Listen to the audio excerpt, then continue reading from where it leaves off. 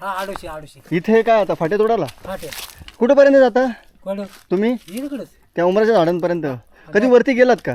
तिकडे वर काय गेलो नाही ना. आता मोकळ्या पटांगणात आलो बघा आपण त्या आडोशीच्या. तिकडे नाणेघाट खालती दिसतोय पाठीमागे. हे पुढचे डोंगर ते आणि इथं आपल्याला उतरायचं आहे. सकाळी आम्ही वाट उतरायला घेतली तेव्हा एवढं काय उन्हाचा त्रास आम्हाला होत नव्हता, कारण की पलीकडे असलेलं कातळ जे आहे त्याची पूर्ण सावली आमच्यावर होती. आता इथून पुढे की नाही सगळ्या मोकळ्या पटांगणात पोहोचलो आहे, त्यामुळं ऊन लागायला चालू झालेलं आहे.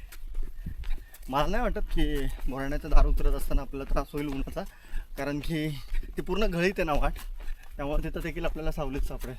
सुपक आहेत पुढे जाऊन कळेलच आपल्याला. आता पाणी भरायला लागेल असं वाटतं मला, कारण की बोरांडा उतरायला पण 1.5-2 तास तर लागतील आपल्याला. त्यामुळं आडोशीमध्ये जाऊया, तिथं जर पाणी साठा भेटला तर इथं झालेल्या वाटल्या आपण तिथं भरून घेऊया.